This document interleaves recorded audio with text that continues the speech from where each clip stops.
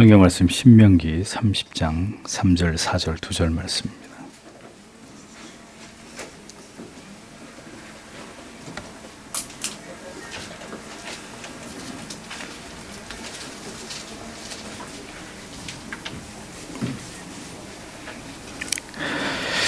같이 읽겠습니다. 내 하나님 여호와께서 마음을 돌이키시고 너를 긍휼히 여기사 내 포로를 돌리시되 내 하나님 여호와께서 너를 흩으신 그 모든 백성 중에서 너를 모으시리니 너의 쫓겨간 자들이 하늘가에 있을지라도 내 하나님 여호와께서 거기서 너를 모으실 것이며 거기서부터 너를 이끄실 것이라. 아멘. 네.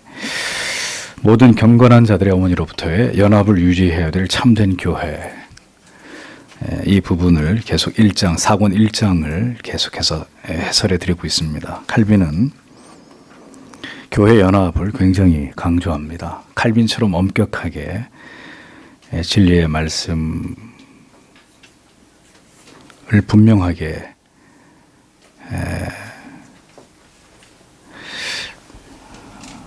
정리해서 우리에게 가르치기 위해서 애쓴 신학자도 분명히 없고 개혁신학의 필두에 서 있는 사람임에도 불구하고, 그래서 진리에 대한 그 뜨거운 열망은 누구보다도 강한 이런 하나님의 사람임에도 불구하고 그가 이 부분에서 이 칼빈의 교회로 인해서 무척 강조하고 있는 것은 분리주의에 대한 배격이죠.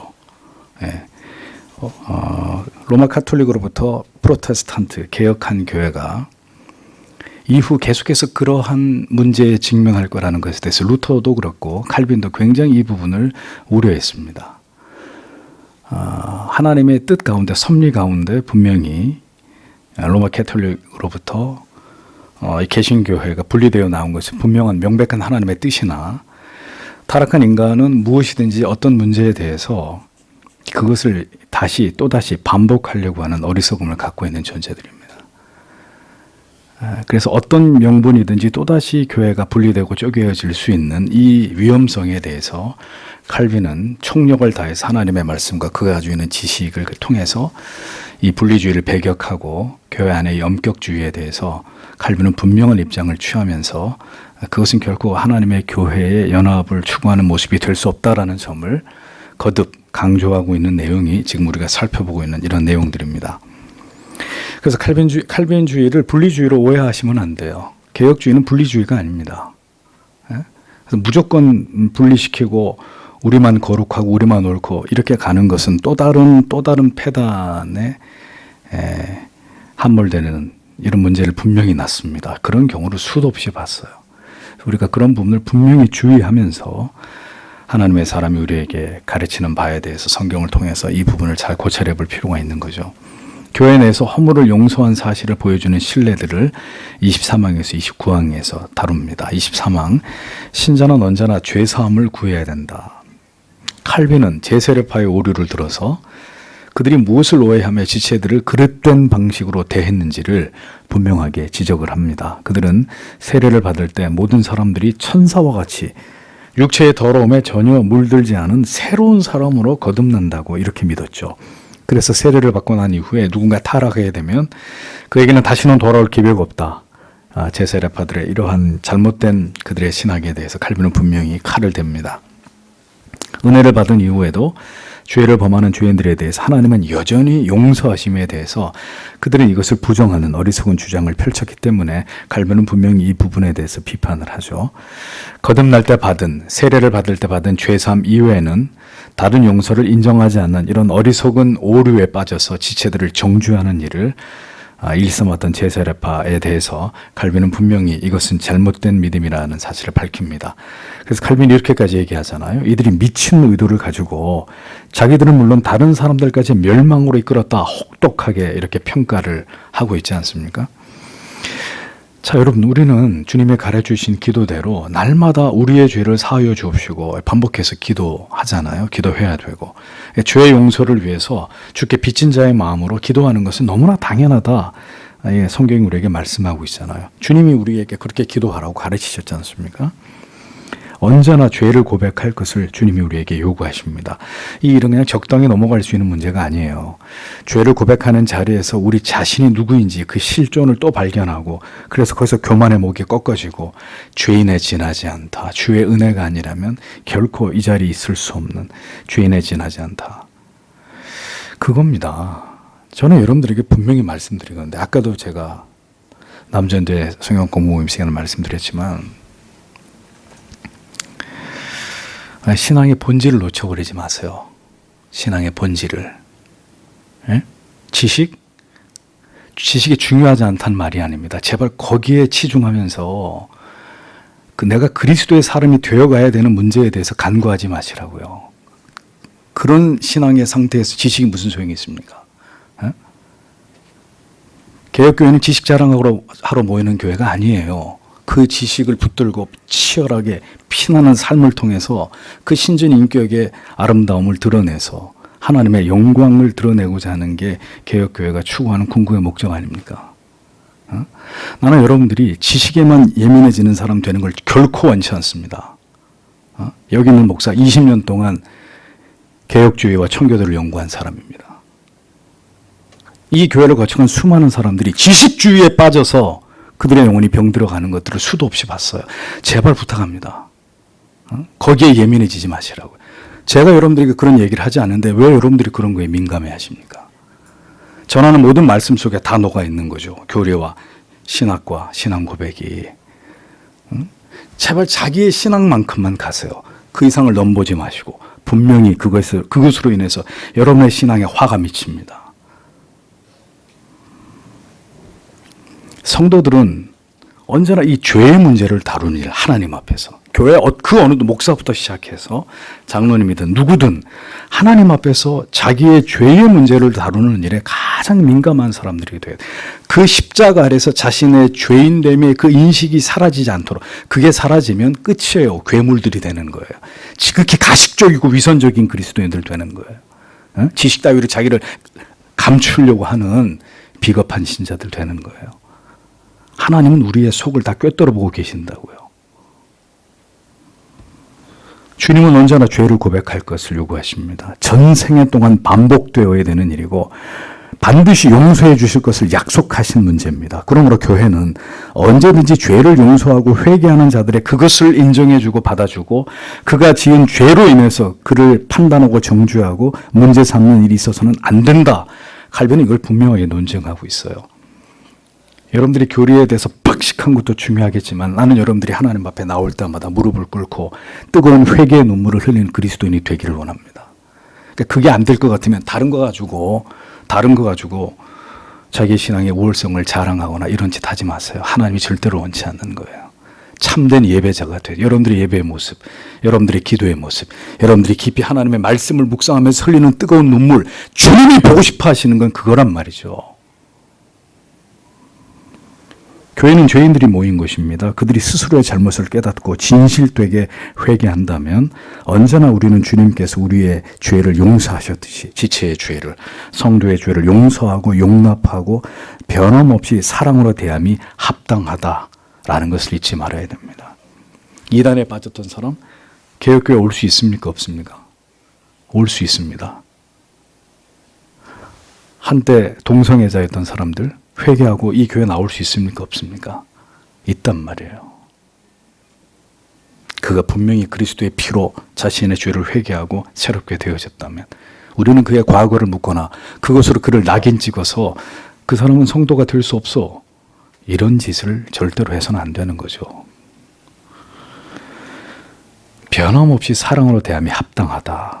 잊어버리지 마십시오. 24번째 항목에서 구약시대의 범죄한 신자들에게 베푸신 긍휼, 율법서의 증거입니다. 구약의 족장들을 한번 보십시오. 분명히 그들은 할례를 받았습니다. 언약에 동참하도록 하나님 앞에 택함을 받은 자들입니다.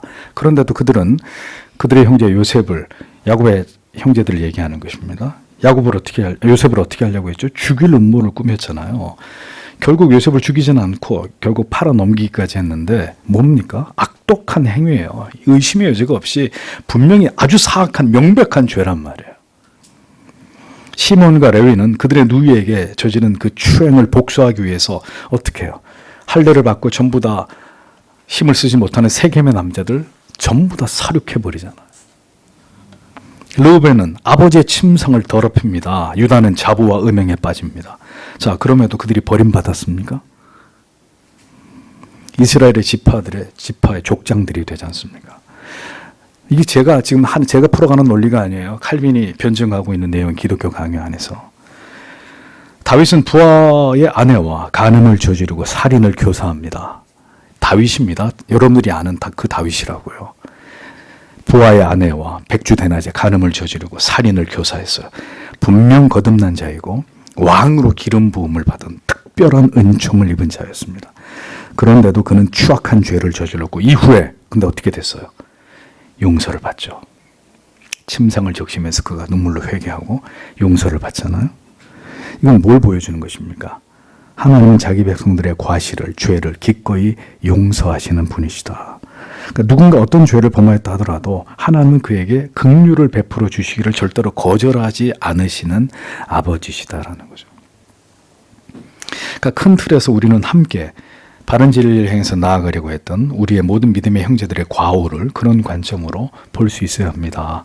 엄격한 잣대로 정죄하고 비난하고 그것이 마치 믿음이 아닌 것처럼 구분짓는 것은 그리스도 안에 한 교회를 이루어감에 있어서 절대로 바람직한 신앙의 태도와 모습일 수 없다.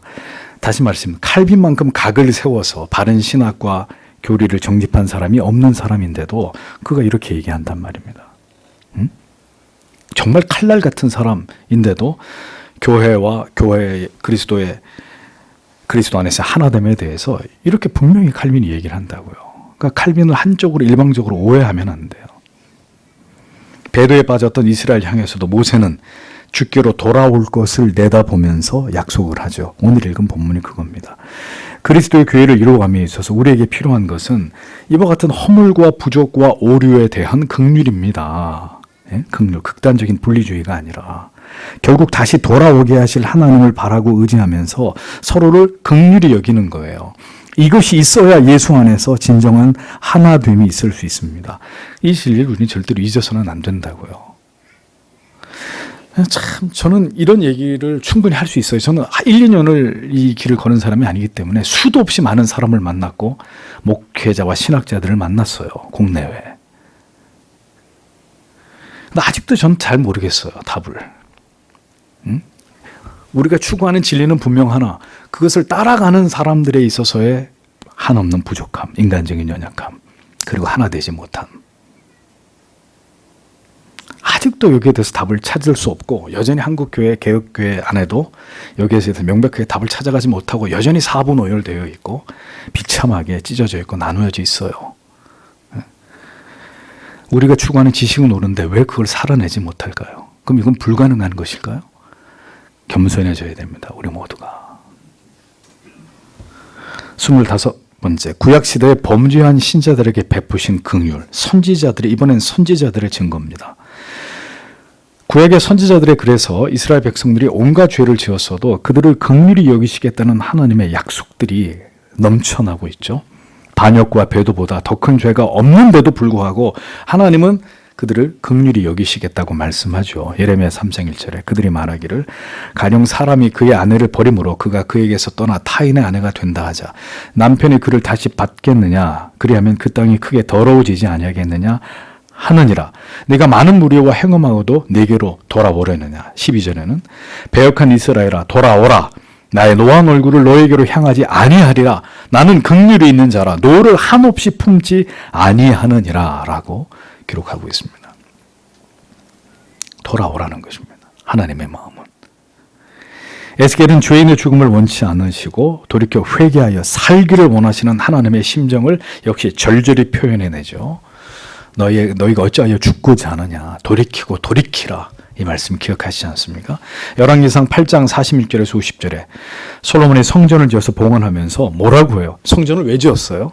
이 성전에서 백성들이 하나님 앞에 죄를 용서해달라고 불을 지질 때 하나님이 이곳에서 들으시고 응답하시는 곳으로 이 성전이 사용되어지기를 그는 하나님 앞에 기도하지 않습니까? 하나님께서 이스라엘 백성들에게 죄를 위해 희생 제사를 드릴 것을 율법에서 제정하신 것도 모두 그들을 죄에서 건지시기 위함이라는 것을 잊지 말아야 합니다. 그러니까 죄를 지어도 그 죄의 문제를 해결할 수 있는 방비책을 하나님께서는 이렇게 구약 속에서도 역시 신약 속에서도 아들을 통해서 모두 다 어떻게 마련해 놓으셨다는 거죠. 그러므로 우리는 이것을 믿어야 합니다. 모든 지체들의 오류와 죄와 무죄에 대해서 하나님이 이를 반드시 고치시고 그들을 긍휼히 여기심으로 그 가운데서 건지실 것이다. 믿어야 됩니다. 분명히 그가 하나님의 자녀라면. 그러한 유연한 자세로 그리스도의 교회와 성도들을 바라보는 시선이 반드시 우리에게 필요하다는 것을 잊지 말아야 하는 것이죠. 26항으로 넘어가면 신약시대, 이제 신약시대의 범죄한 신자들에 대해서 하나님이 어떻게 그들에게 긍휼을 베푸셨느냐 하는 문제입니다. 구약시대는 희생제사를 통해서 하나님의 긍휼과 자비가 계속 갱신됐습니다. 그것은 이제 그리스도의 성육신으로 그의 백성들을 궁극적으로 죄와 저주와 멸망으로부터 구원하시기 위해서 그리스도가 이 땅에 오시는 것으로 신약에서 정점을 찍는 거죠.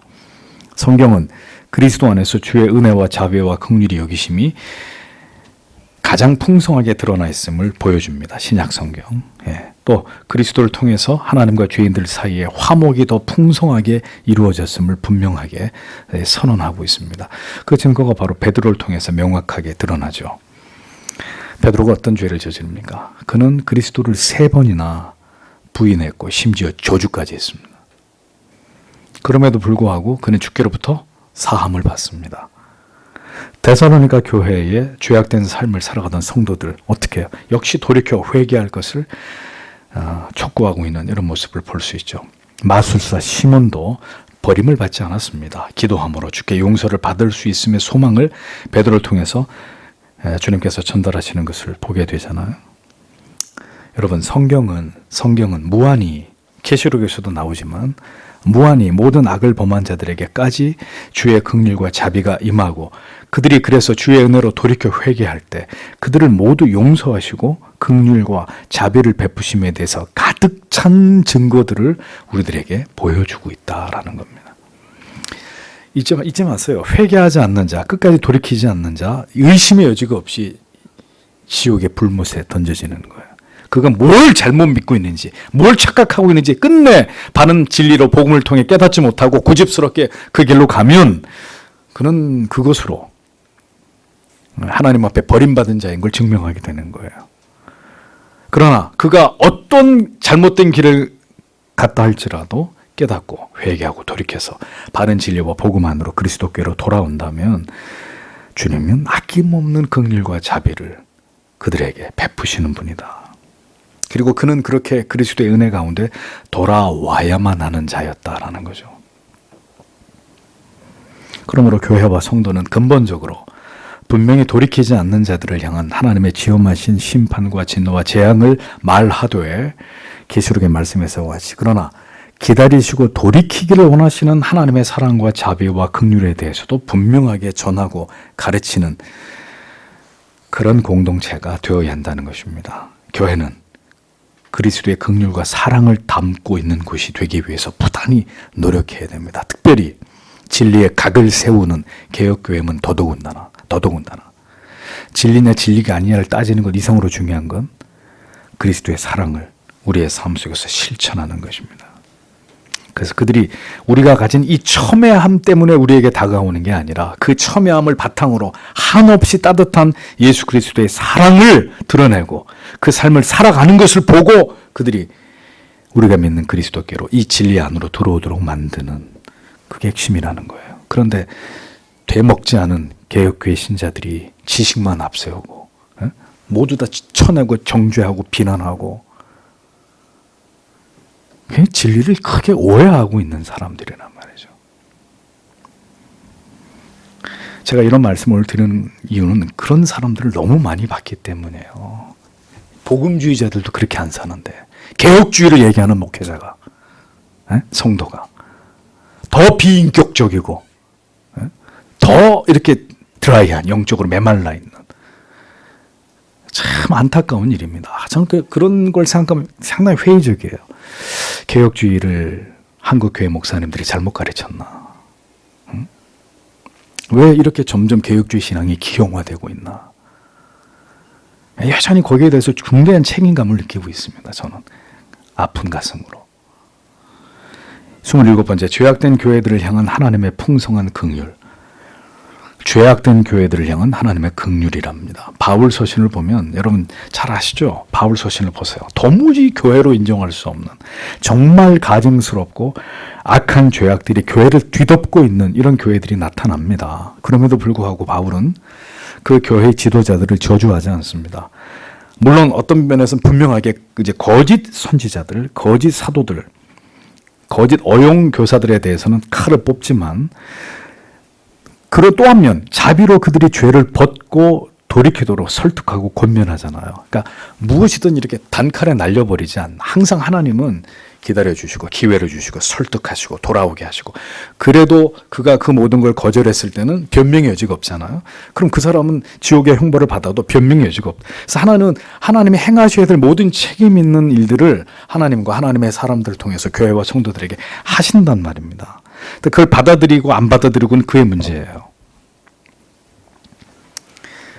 그래서 단칼에 그렇게 하는 게 아니라 돌이키라고 설득하고 또 설득하고 권면하고 또 권면합니다. 갈라디아 교회, 고린도 교회 모두 마찬가지 심각하게 교리적으로 이탈해 있었고 윤리적으로 도덕적으로 붕괴되어 있었습니다. 아주 심각하게 타락하고 거룩성이 훼손된 이런 상태였다는 거죠. 그럼에도 불구하고 두 교회 모두 주의 긍휼하심 속에서 제외시키지 않았다라는 거죠. 교회 촛대를 하나님이 뽑아가지고 옮겨버리시지 않았다라는 겁니다. 그들은 모두 부정하고 더러운 죄에 대해서 조차도 사도는 너희는 그렇기 때문에 신자가 아니야 라고 하지 않고 회개를 촉구했다. 영원하신 하나님의 언약이 그럼에도 불구하고 자기 백성들과 함께 하심을 시편 89편 30절에서 33절은 잘 보여줍니다. 만일 그의 자손이 내 법을 버리며 내 규례대로 행하지 아니하며 내 율례를 깨뜨리며 내 계명을 지키지 아니하면 내가 회초리로 그들의 죄를 다스리며 채찍으로 그들의 죄악을 벌하리로다. 그러나 나의 인자함을 그에게서 다 거두지는 아니하며 나의 성실함도 패하지 아니하리로다.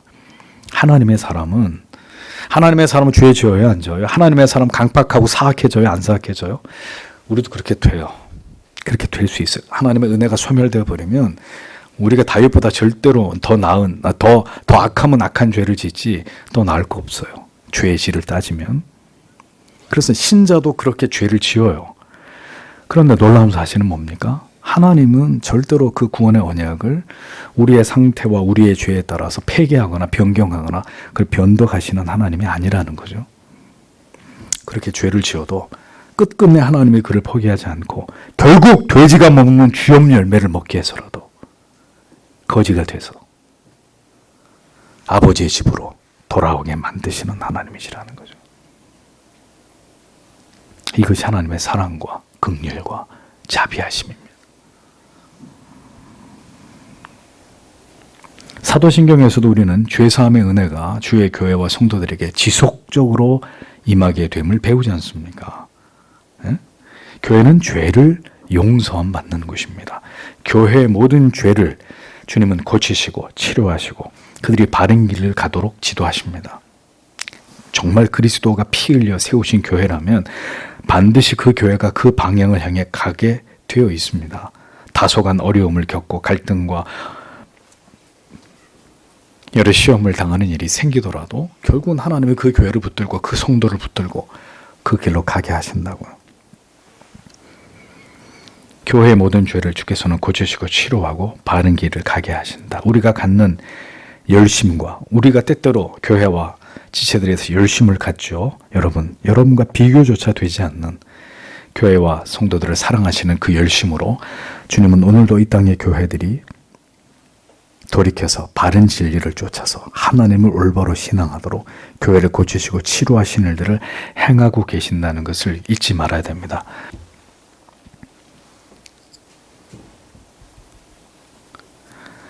그것을 알기 때문에 우리는 주님의 교회가 참된 신앙의 바른 표지를 지키면서 부단의 죄인들을 용서하고 모두 함께 더 주께서 기뻐하시는 교회를 세워나가는 일에 우리는 힘을 모아야 하는 것입니다.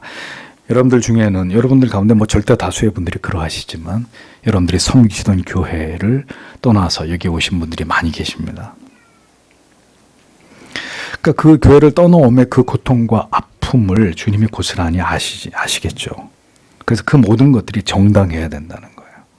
정말 여러분들이 그 교회를 사랑하는 마음으로 기도했고 정말 이 말씀이 회복되고 성례가 회복되고 바른 교회 표지들이 회복되고 부디 이 강단에서 선포되는 설교가 진리가 아닌 기복주의나 신비주의나 은사주의나 뭐 형통주의나 번영신학 그런 것들이 아니라 참된 진리가 선포되기를 기도하고 또 기도하고 또 기도했으나 내 영혼은 고사되고 교회는 회복될 기미가 보이지 않아서 정말 바른 진리를 따라서 내 믿음을 바로 세우고 그리고 그곳에서 이 땅의 교회를 위해 기도하기 위한 마음으로 오신 분들, 하나님이 그 중심을 아신단 말이죠. 그러나 그러한 것이 아니라 그런 본질적인 아주 지극히 본질적인 이유 때문이 아니라 여러분들이 교회를 그렇게 옮기는 것을 쉽게 결정하고 그래서 이 교회 저 교회를 떠돌아다니듯이 그렇게 신앙생활하는 것은 절대로 그리스도께서 세우신 영광스러운 교회를 영광스럽게 하는 것이 아닙니다. 여러분 여기 서 있는 목사를 보세요. 이런 얘기가 여러분이나 모두에게 불편한 얘기가 될 수 있어요. 우리 교회 오신 분들에게. 그렇다고 제가 이 진리를 꿀떡 삼키고 이런 말씀은 그냥 넘어가고 그렇게 할 수 없다는 거죠. 하나님의 말씀이기 때문에. 교회를 향한 주님의 마음이시기 때문에. 그만큼 이 교회의 하나됨, 모든 죄인과 부족함, 타락하고 뭐 비신학적 이런 많은 문제들이 가득가득 차 있어요, 교회 안에. 자, 그러면 우리가 그런 교회를 향해서 또 그런 무지한 지체들을 향해서 우리가 어떤 마음을 먹고 어떤 말을 해도 괜찮은 것이냐, 여기에 대해서 강력하게 칼빈이 우리에게 주의를 주는 것입니다. 그렇게 하지 말라고. 그것은 교회를 사랑하시는 그리스도의 마음이 아니라고. 그래서 우리는 이런 말씀을 들어야 되는 것입니다. 28번째로 하나님의 긍휼은 자의로 범한 죄도 용서함. 아마 기독교 강요 전체에서 교회론을 얘기하면서 칼빈이 이 죄 용서에 대한 부분을 이 정도로 깊이 있게 얘기하고 있는 부분은 많지 않아요. 근데 어디까지 들어가나 보세요. 하나님의 긍휼은 자의로 범한 죄도 용서한다. 이게 타의로 범한 죄가 아니에요. 부지부식간에 무지해서 저지른 게 아니라 내 의지가 발동해서 내가 지은 죄란 말입니다. 성경은 무지함 가운데 범한 죄의 용서만 말씀하고 있지 않습니다. 그러나 신자들이 자의적으로 범한 죄까지 속함을 받도록 하기 위한 희생 제사를 분명히 구약에도 레위기 6장에서 명령하셨단 말이죠. 그러니까 그리스도의 희생은 자의적으로 범한 죄까지 용서하기에 부족함이 없는 것이다라고 칼빈이 여기서 분명히 선을 그어서 얘기를 합니다. 자, 그러면 그 증거를 여기서 칼빈이 얘기를 하는 거죠. 다윗이 율법에 대해서 무지했기 때문에 간음을 저질렀냐, 살인을 교사했느냐. 다윗이 하나님의 말씀에 율법에 대해서 그가 일자 무식한 사람이라 담대하게 그럼 그런 죄를 저질렀느냐? 아니라는 거죠. 형제를 살인하는 것이 죄라는 것을 야곱의 자녀들이 과연 몰랐느냐? 그럼에도 불구하고 그들은 동생 요셉을 죽이려고 했다 이겁니다. 고린도 교회에서 보여진 모든 악행들은 정말 그냥 거의 끝이잖아요. 불신자들도 짓지 않는 죄를 교회가 짓는다. 교회의 성도들이 죄라고 여기지 못했기 때문에 그러면 고린도 교회 성도들이 우린 죄인 줄 몰랐어요. 그리고 그런 죄를 다 저질렀겠느냐? 아니라는 거죠. 베드로 호언장담하면서 나는 절대로 주님을 배신하잖아요. 근데 주님이 오늘 밤에 닭 3번 닭이 2번 울기 전에 네가 나를 3번 부인한다. 경고했는데도 심지어 경고까지 들었단 말이에요. 베드로가 절대로 나는 주님 부인하지 않습니다. 베드로가 너 부인해. 오늘 밤에 경고까지 들었어요. 어떻게 했어요? 부인했잖아요. 자, 이게 엄청난 죄가 된다는 걸 과연 베드로가 몰라서 그렇게 했겠느냐. 우린 성경의 이런 예를 통해서 뭘 깨닫게 됩니까? 알고도 범할 수밖에 없는 그게 인간의 전적 무능이라는 거죠. 전적 타락이라는 거죠. 여러분, 우리가 그런 기도하잖아. 하나님 한 번만 보여주세요. 그럼 내가 더 잘 믿을게요. 이스라엘 백성 보세요. 하나님의 임재를 드러내지 않으셨어요? 하나님을 본 적이 없어서 하나님의 그 신현을 그들이 전혀 본 적이 없어서 그렇게 타락하고 모세를 그렇게 못 살게 굴고 그랬습니까? 보면 잘 믿는다고요? 다 알면 잘 믿어요? 그게 인간의 전적 무능의 한계란 말입니다. 놀라운 사실은 하나님의 긍휼은 그러한 죄까지 다 그 긍휼의 날개 아래 덮으신다는 겁니다. 하나님을 오해하시면 안 돼요. 하나님의 사랑을 오해하시면 안 돼요. 그리스도보다 더 공의로워도 안 되고 그리스도보다 더 자비로워도 안 되는 거예요. 다만 그러한 죄악들이 문제는 뭐죠? 계속 반복적으로 일어나는 것. 반복적으로 일어나는. 이건 이제 달리 해석할 필요가 있는 부분인 거예요. 계속 반복해서. 다윗이 계속 간음했습니까? 계속 사람들 자기 부하들 다 죽였어? 아니잖아요. 그러니까 이게 같은 차원이 아니에요. 인간은 누구나 하나님의 사람이라 할지라도 급격하게 죄를 지어서 타락한 상태에 이를 수 있어요. 그리고 하나님은 그를 긍휼히 여기서 그 가운데 건져냈어요. 또 살다가 어느 시점에서 그럴 수 있어요. 그런데 밥 먹듯이 양심의 가책을 전혀 느끼지 않고 거의 밥 먹듯이 그렇게 불신자처럼 산다? 네, 그럼 이제 그 신앙은 뭔지에 대해서 다시 우리가 평가해 봐야 되는 거죠. 29번째, 고대 교회의 신뢰를 이야기합니다. 고대 교부들은 날마다 용서받을 수 있는 육체의 연약함으로 인한 가벼운 죄와 그보다 더 흉악한 죄에 대해서 엄숙한 회개를 이렇게 구별했어요. 교부들이. 보세요. 교부들도 이런 미스가 있는 거예요. 교부들의 많은 성경 해석은 굉장히 알레고리즘적, 뭐죠? 그 단어가 생각이 안 나요. 풍유적이란 말입니다. 굉장히 풍유적이에요. 성경 본문에서 한참을 벗어나서 산으로 가는 이런 해석들, 교부들의 성경 신학 가운데 나타난단 말입니다. 알레고리적인 이런 해석이 나타난단 말이죠. 자, 그런데 그래서 교부들이 이걸 구별했어요. 악한 죄는 반복해서는 안 된다. 이런 악한 죄는 반복해서는 안 된다. 이렇게 얘기했단 말이에요. 그렇게 한 이유는 큰 죄를 지은 자들의 회개는 소용이 없다는 것과 사소한 죄는 하나님이 보시기에 작게 여겨질 수 있음에 대한 증거가 그러니까 큰 죄를 지은 자들의 회개는 소용이 없다. 사소한 죄는 하나님이 그 반대로 여겨질 수 있다. 이런 이유인데, 다만 교부들은 신자들이 믿음이 없는 가운데서 흔들리기도 하고 그릇된 맹세나 화를 내는 것이나 뭐 누군가에게 욕을 퍼붓는 등 이러한 악을 성도로 할지라도 범하게 된다는 것을 알고 있었어요. 해서 이러한 죄가 가볍다고 말하는 것이 아니라 이러한 죄 역시 명백한 죄이지만 교회에 알려져 큰 문제와 혼란과 분열을 초래하는 이런 공적인 범죄와는 이것을 구별하기 위해서 상대적으로 큰 죄, 작은 죄 이런 개념으로 설명을 했어요. 그러나 그것도 온전한 게 아니란 말이죠. 아시겠죠? 그러니까 이 죄에 대해서 이해를 시켜야 되는데 뭐 지금처럼 이런 것들을 세련되고 신학적으로 설명할 수 있는 그런 시대가 아니었기 때문에 나름대로 이렇게 이제 큰 죄, 작은 죄의 개념을 가지고 죄의 문제를 그렇게 설명했단 말입니다. 교회가 나서서 다뤄야 될 중대한 죄에 대한 사면은 매우 까다롭게 교부들은 그것을 정했습니다. 그 이유는 성도들과 교제권을 박탈하고 제한할 만큼의 큰 죄를 성도들이 경솔하게 여기지 못하게 하기 위함이었다. 칼빈이 이렇게 설명을 합니다.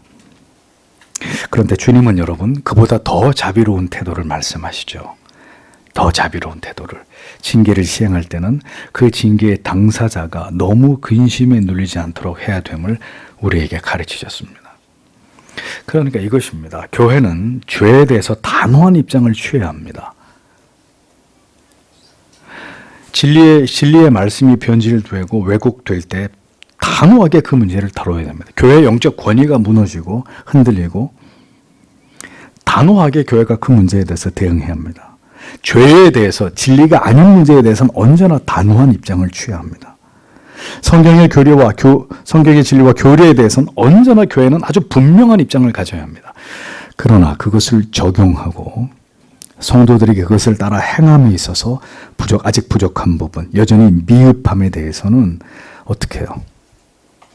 더 큰 긍휼과 자비와 사랑으로 그 부분을 섬기고 붙들어가면서 결국 그리스도께서 교회와 성도들을 세워가신다는 것을 믿고 내가 하는 게 아니란 말이에요. 그러니까 이게 목회자에게도 참 딜레마인 거예요. 자, 이런 칼빈의 이런 가르침들 성경을 통해서 분명히 알고 내가 하는 게 아니라 주님이 하시는 거죠.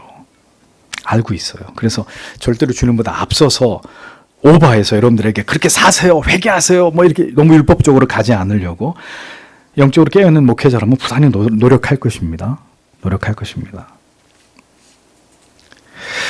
그런데 또 한쪽으로는 마음이 무너져 내리는 거예요. 도대체 얼마나 더 말씀을 들어야 변할까?